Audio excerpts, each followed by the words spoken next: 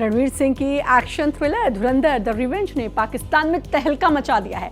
Film 15 मई को अंतर्राष्ट्रीय स्तर पर ओटीटी प्लेटफॉर्म नेटफ्लिक्स पर रिलीज हुई और रिलीज होते ही पाकिस्तान में इतना जबरदस्त क्रेज देखा गया कि नेटफ्लिक्स के सर्वर ब्रीफली क्रैश हो गए। रणवीर सिंह की action thriller Dhurandhar the revenge ने पाकिस्तान में तहलका मचा दिया है। फिल्म 15 मई 2026 को अंतर्राष्ट्रीय स्तर पर ओटीटी प्लेटफॉर्म नेटफ्लिक्स पर रिलीज हुई और रिलीज होते ही पाकिस्तान में इतना जबरदस्त क्रेज देखा गया कि नेटफ्लिक्स के सर्वर ब्रीफली क्रैश हो गए। पाकिस्तानी कंटेंट क्रिएटर माविया उमर फारूकी ने इसे लेकर एक वीडियो शेयर किया, जिसके बाद फिल्म की चर्चा और बढ़ गई। ओटीटी पर धुरंधर 2 के आने के बाद कई वीडियो वायरल होने लगे हैं, जिनमें पाकिस्तानी दर्शकों के बीच फिल्म को लेकर उत्साह दिखाई दिया।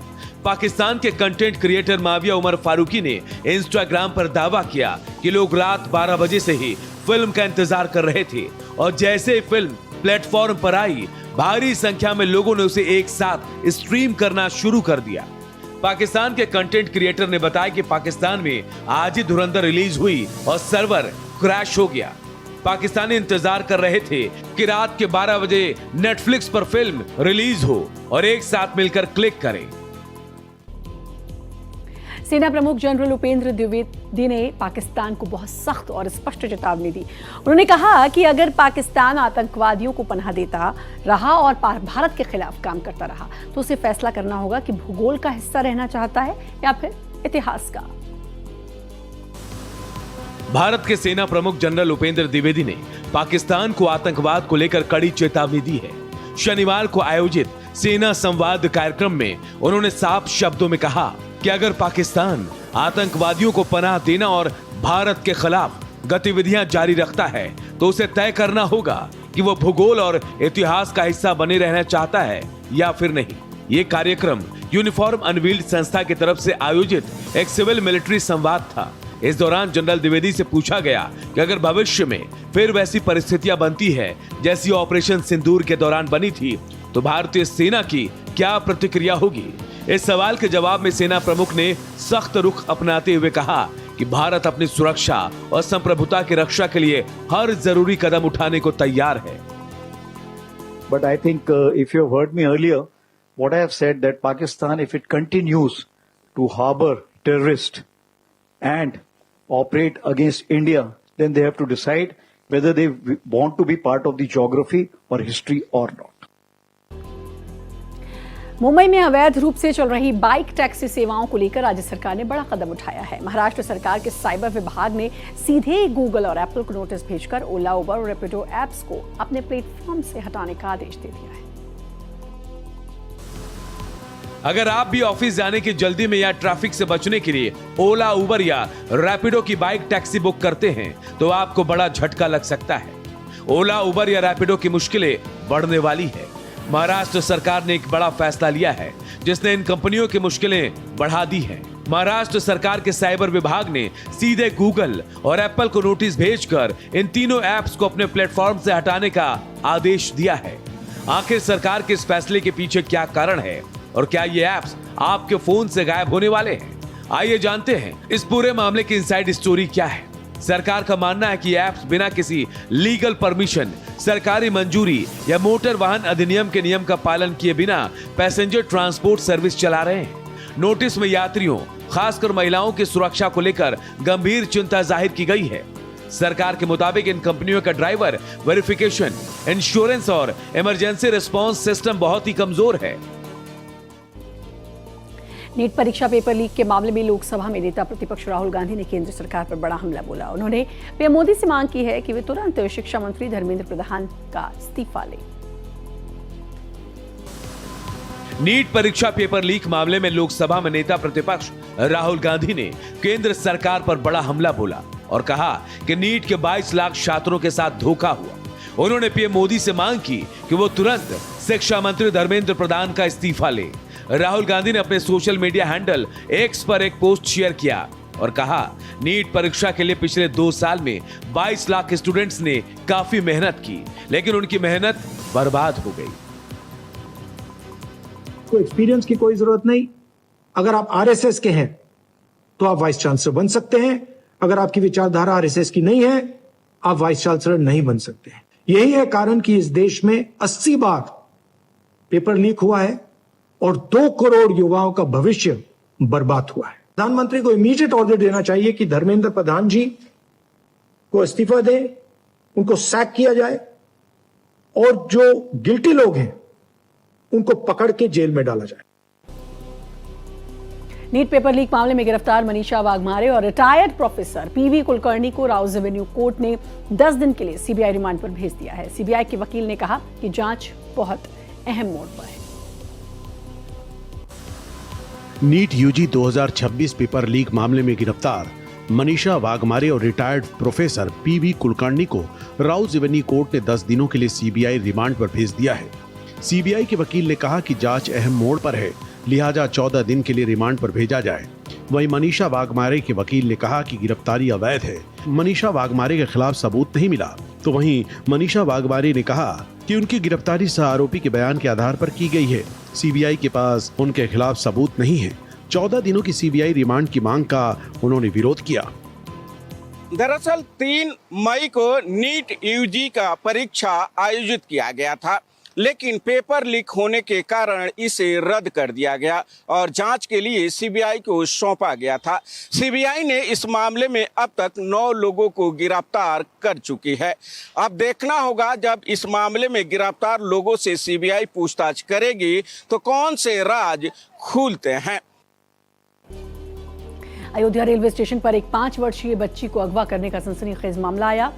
पीड़ित परिवार की शिकायत पर पुलिस ने आरोपी को गिरफ्तार कर लिया है।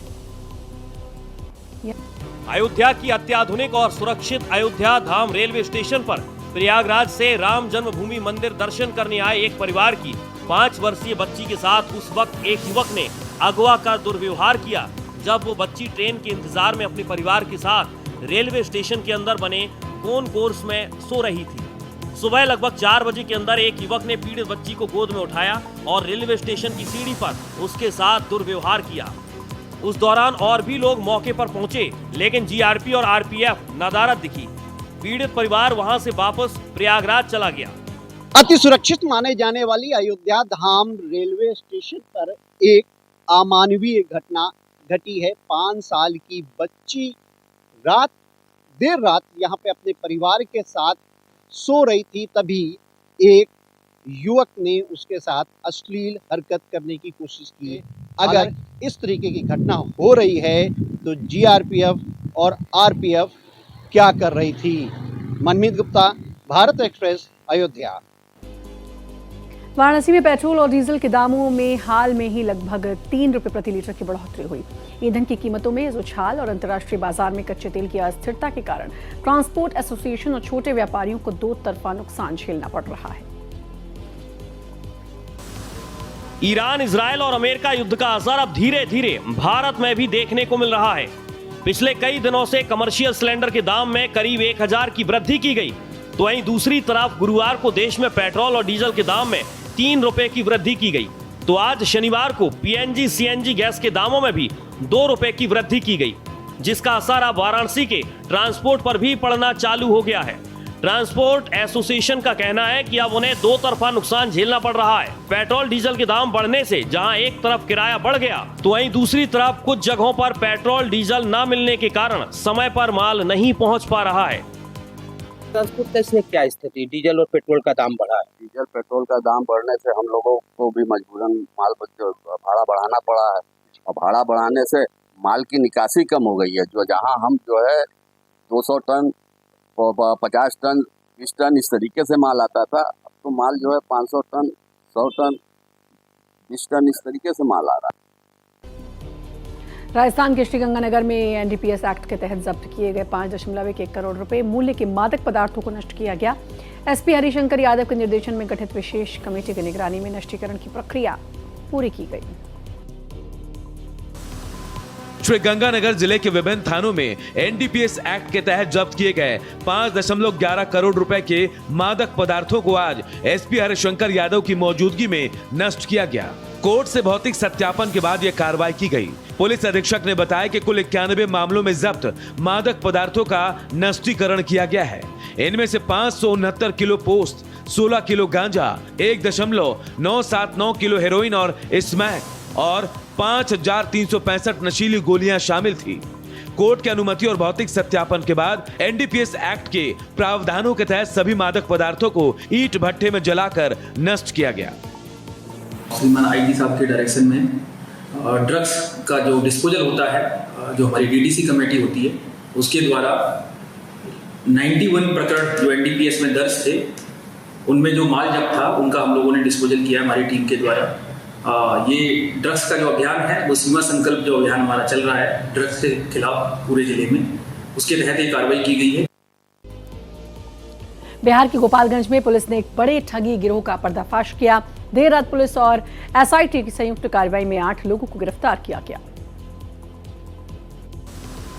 गोपालगंज में पुलिस ने एक बड़े ठग गिरोह का पर्दाफाश किया। मामला बैकुंठपुर थाना के सिंहासनी गांव का है, जहां देर रात पुलिस और एसआईटी के ज्वाइंट ऑपरेशन में 8 लोगों को गिरफ्तार किया गया।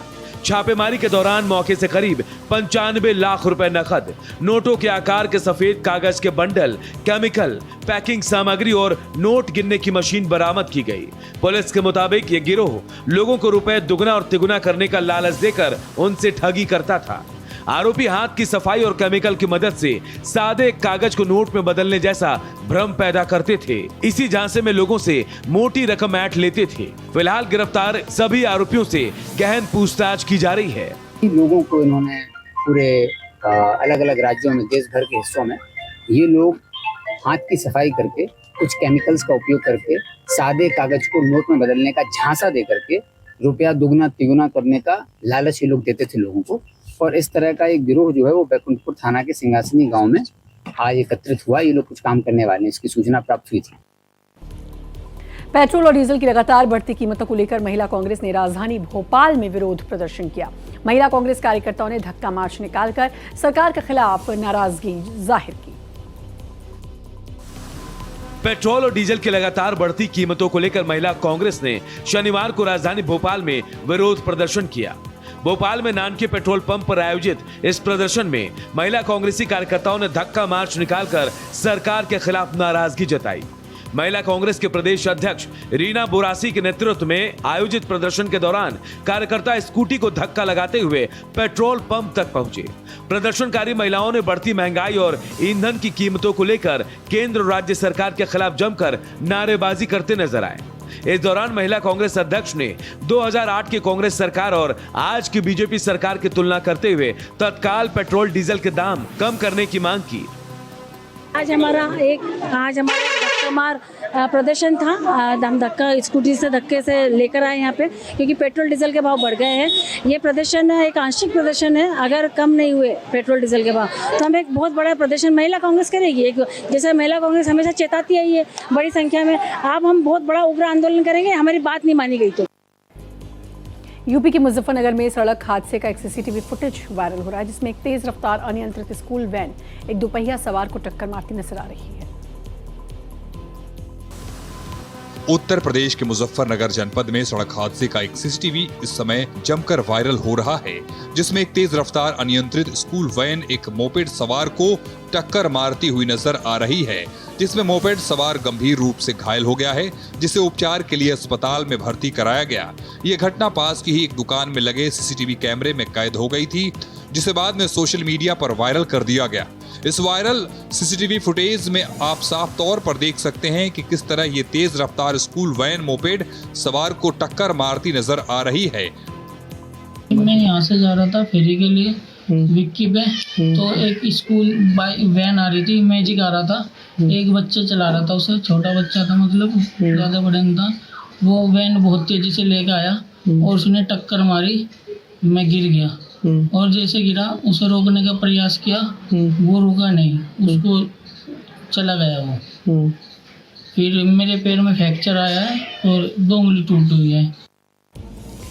पेट्रोल डीजल की लगातार बढ़ती कीमतों और पर्यावरण संरक्षण को लेकर पीएम नरेंद्र मोदी की अपील का असर प्रशासनिक अधिकारियों में भी साफ दिखाई देने लगा। यूपी के अमरोहा में प्रशासनिक अधिकारी सरकारी गाड़ियों का काफिला छोड़कर ई रिक्शा में सवार होकर पहुंचे।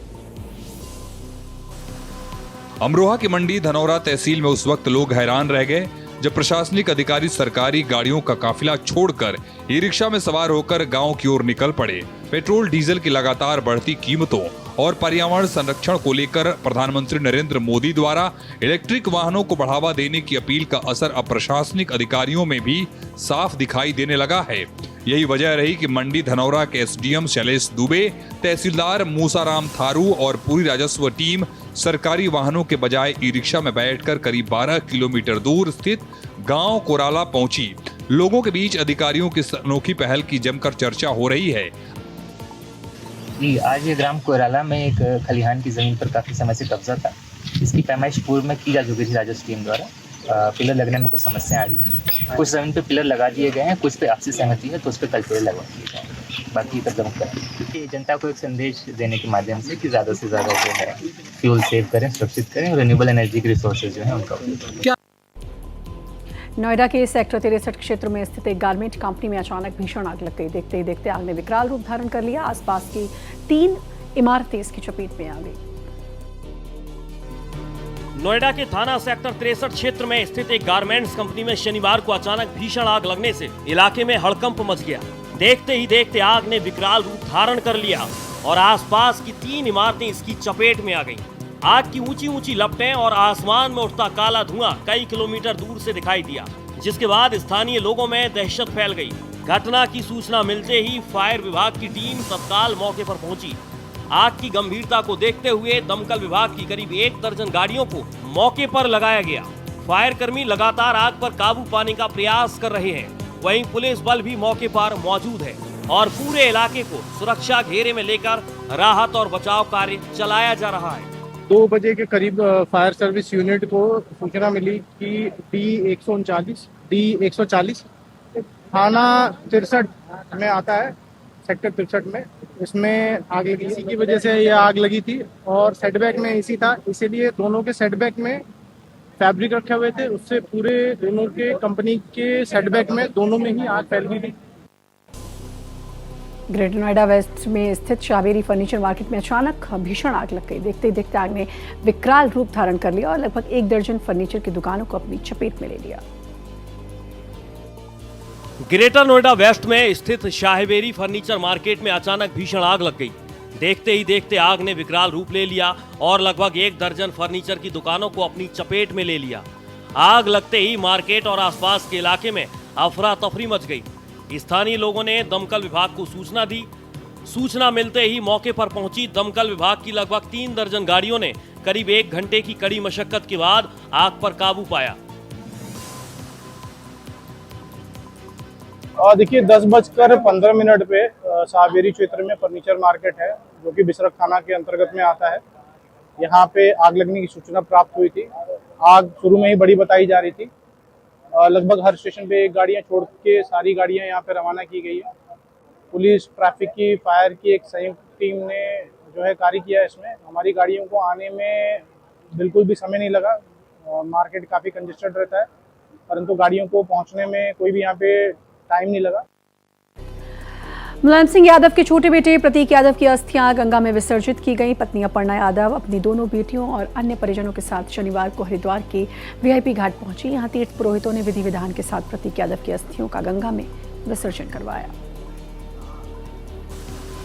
सपा प्रमुख अखिलेश यादव के छोटे भाई प्रतीक यादव की अस्थियां शनिवार को हरिद्वार गंगा में विसर्जित की गईं। शिवपाल यादव के सांसद बेटे आदित्य ने अस्थियों को गंगा में प्रवाहित किया। इस दौरान पत्नी अपर्णा फूट फूट कर रोईं।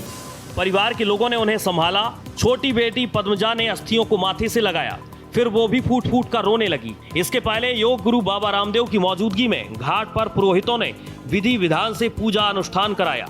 इस दौरान अपर्णा यादव दोनों बेटियों प्रथमा और पद्मजा के साथ हाथ जोड़कर बैठी रहीं।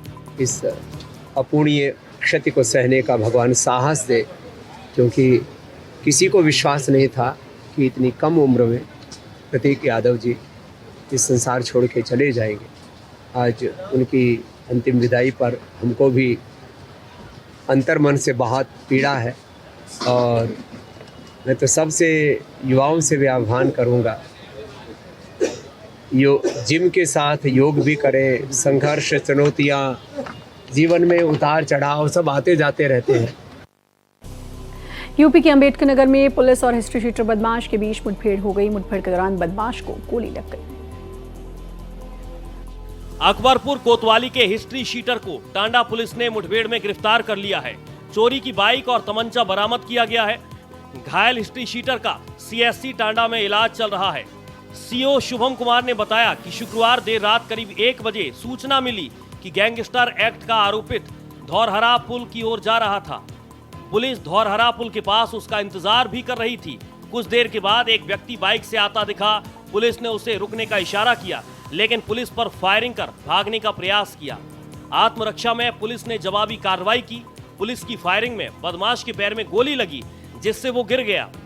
धौरहरा पुल के नीचे पुलिस पार्टी तथा एक व्यक्ति के बीच मुठभेड़ हुई। मुठभेड़ में उस व्यक्ति द्वारा पुलिस के ऊपर फायरिंग की गई। जवाबी कार्रवाई में भी पुलिस द्वारा फायरिंग की गई। पुलिस की फायरिंग से उस व्यक्ति के बाएं पैर में गोली लगी। तलाशी के दौरान उस व्यक्ति के पास से एक तमंचा, एक खोखा कारतूस तथा एक जिंदा कारतूस बरामद हुआ है और एक मोटरसाइकिल स्प्लेंडर पर बरामद हुई है। मेरठ में star heritage banquet hall firing मामले में पुलिस को बड़ी सफलता मिली है। पुलिस ने 3 बदमाशों को मुठभेड़ के बाद गिरफ्तार किया। मेरठ में star heritage banquet hall firing के मामले में पुलिस को बड़ी सफलता मिली है। मेरठ पुलिस की थाना लोहिया नगर, स्वाट टीम और थाना प्रतापपुर पुलिस की संयुक्त कार्रवाई में 25-25 हजार रुपए के 2 इनामी वांछित अभियुक्त समेत 3 बदमाश पुलिस मुठभेड़ में घायल होने के बाद गिरफ्तार किए गए। इस दौरान police head constable Mohit Kumar घायल हो गए। पुलिस के अनुसार गिरफ्तार अभियुक्तों के कब्जे से अवैध असलाहा, कारतूस और एक मोटरसाइकिल बरामद की गई है। बताया गया है कि आरोपी स्टार हेरिटेज बैंक्वेट हॉल में हुई फायरिंग की घटना में वांछित चल रहे थे। ये बाइक जो सवार थे वो वहाँ से भागे और बजट अंडरपास के वहाँ पे जब पुलिस और उनका आमना सामना हुआ तो इन्होंने पुलिस पे जान से मारने की नीयत से फायर किया। जो जवाबी कार्रवाई में इसमें 2 जो अभियुक्त थे वो घायल हुए और जब इनको देखा गया तो इनका नाम जुनैद और हरीश ये नाम सामने आया। लेकिन इसी में साथ में इसका तीसरा जो साथी था बाइक में, जबकि 3 युवक सवार थे, तीनों अवैध असला से लैस थे